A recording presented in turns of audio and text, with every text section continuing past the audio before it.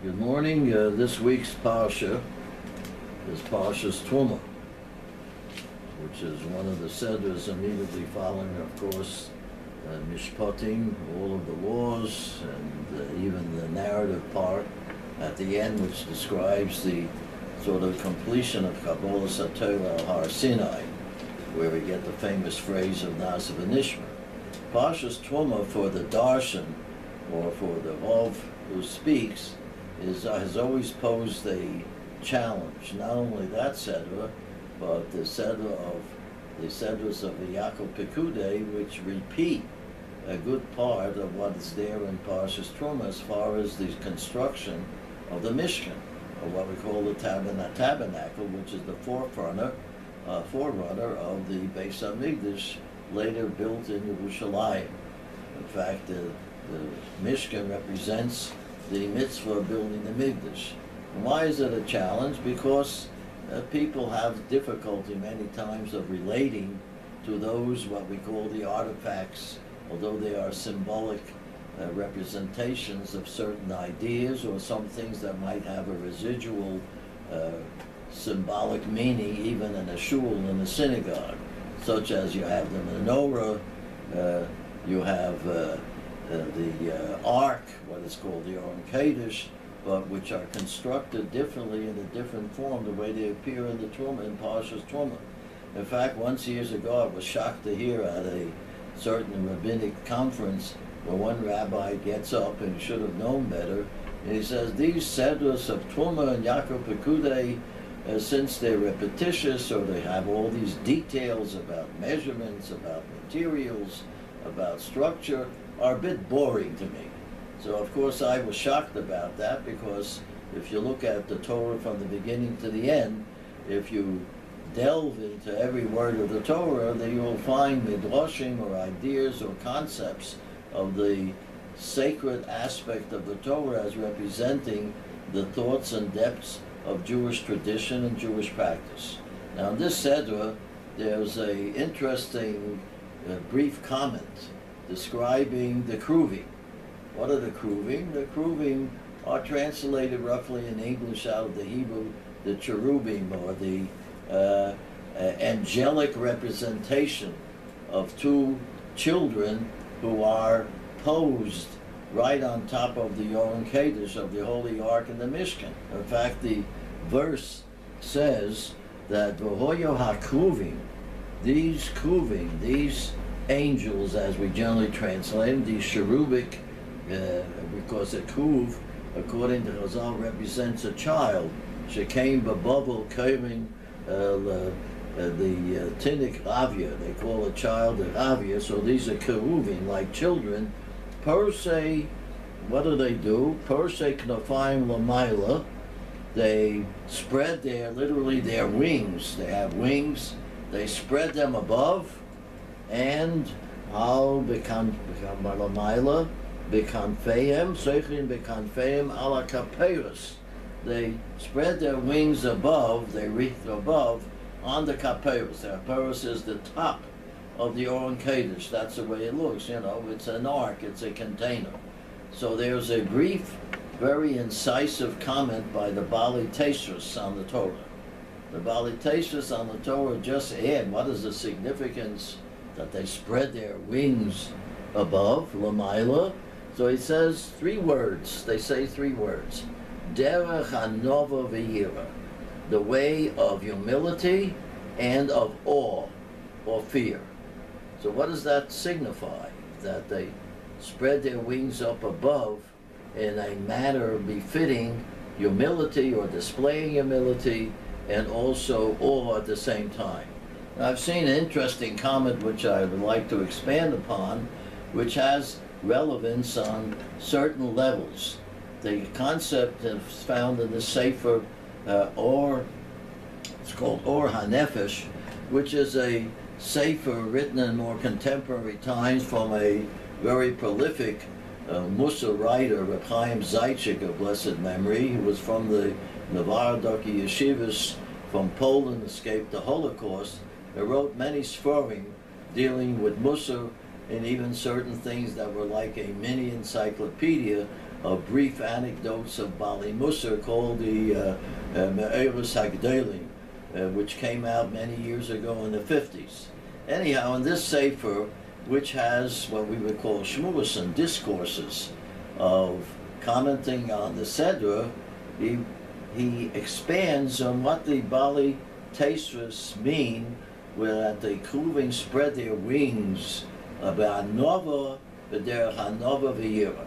What he seems to imply is this, that the Keruvim, who represent a spiritual, whatever it represents, of reaching up, as if to say towards Hashem, but is trying to tell us that when a person has reached a particular stage of knowledge or closeness that he thinks is close to Hashem, let's say he has become a great Talmid Chacham, he has become someone who has been raised to a spiritual stature, is respected in community maybe by his peers, he might be a teacher of Torah, whatever description we have of that spiritual personality, nevertheless, what it's trying to tell us, follow the example of the Keruvim, who are spread their wings above, who are trying to reach higher grades, but at the same time they have a sense of humility and fear. Now, what is this emphasizing? I can give you an example.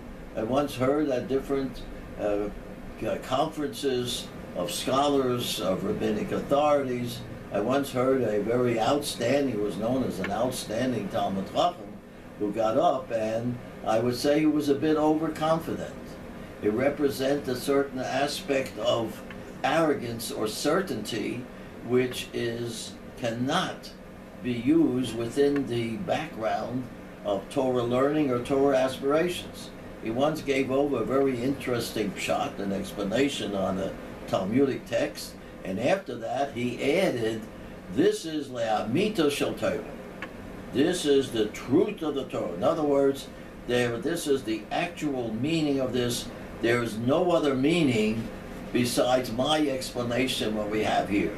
This is the emes. Because we're all aware that when you have rabbinic masters come together, are arguing or disputing or have different comments on a text, each one might give a different explanation. We never know really what is the exact meaning, what the Torah is, but it's all part of the ramifications of Torah. This gentleman got up and said, this text is absolutely amita shel Torah. This is the truth of the Torah. And he was very confident of his explanation. That is not an example that is illustrated here by the Keruvim Persek Nafayim Lamaila. They are reached, although they represent spiritual, symbolic beings or whatever they represent, but they're still reaching for a higher level, that they have not completely limited themselves to a particular stage of growth or closeness to Hashem, or shall we say an understanding of Hashem. They are still in a state of humility, of anova and year of awe. Perhaps they will reach a higher degree, more than what they understood up to now. It's an example many times that I think of one of my great masters of Torah, was known to the world, and one of the giants, intellectual Torah giants of the 20th century, of Yosef Ber Soloveitchik Zal, who I was able to receive smicha from and heard many shiurim of his, and it's very anecdotal.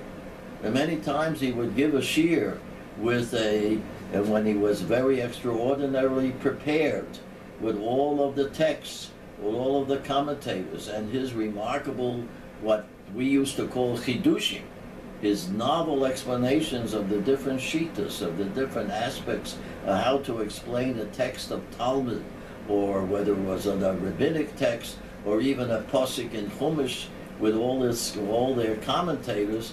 Many times during the course of the lecture, of the shiur class, someone might ask him a question, and he would stop, and he would suddenly realize that might have been something in error what he already presented.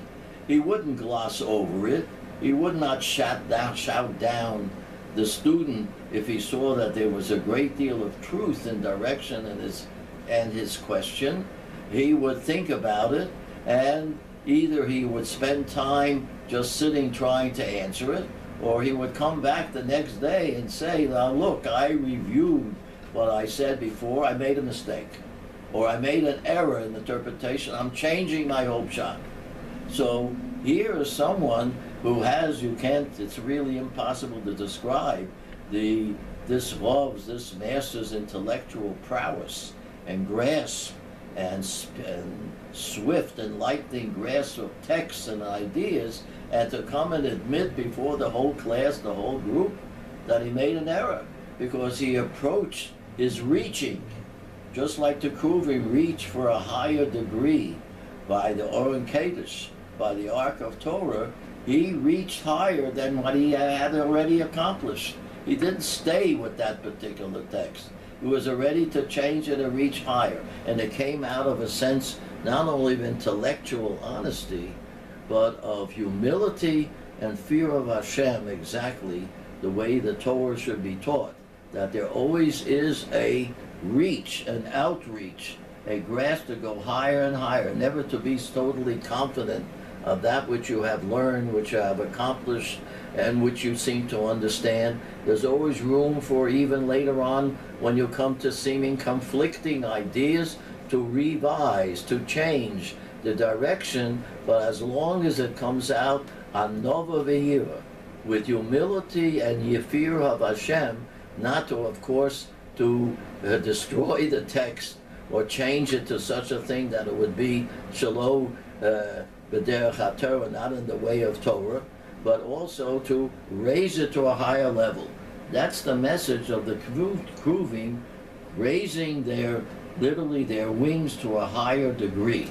Actually, up to now, I've mentioned things that perhaps might be only interesting to the Rabbanim, to scholars, or so forth, but there is a practical application for every person that looks at the artifacts of the symbols of the Mishkan and looking at the Keruvim, who are reaching for a higher degree of, shall we say, an intellectual success, if I use that term, people in their life's pursuits of professions, of vocations, or whatever they're trying to accomplish in their personal lives, whether it's men or women, should always understand that they have to pursue a degree of going to become more accomplished in their particular profession, to reach a higher degree.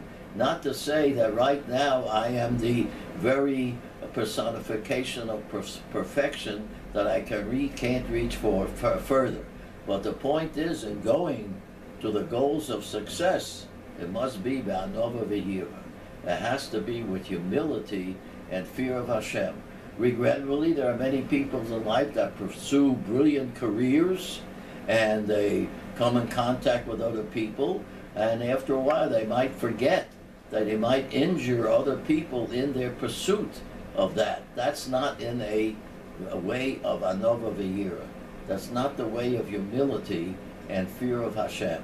The way of fear of Hashem and humility must follow the outline, the symbolic representation of the Keruvim, who are right there situated, right close to the Torah.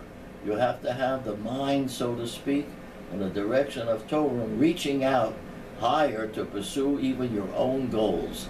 That way a person can live a totally spiritual Jewish life, a practical fulfillment of behavioral aspects of a person's life and observing Yiddishkeit. And that way he will resemble that particular aspect of the youth, because what is emphasized is, and there's a pasuk that is quoted by the Balaturi, but when it talks about the Keruvim, there's a pasuk quoted there from Hosea Hanavi, Ki nar Yisrael ve'ohaveo. The Jewish people are personified as a young man, a young boy, and I love him for that. Meaning that there always is this excitement of coming to new things, to raising the level of accomplishment, but only in the way of anova v'yira. Let's hope that this message of Terumah would be a practical and uplifting spiritual message, not only for this Shabbos, but for the days to come.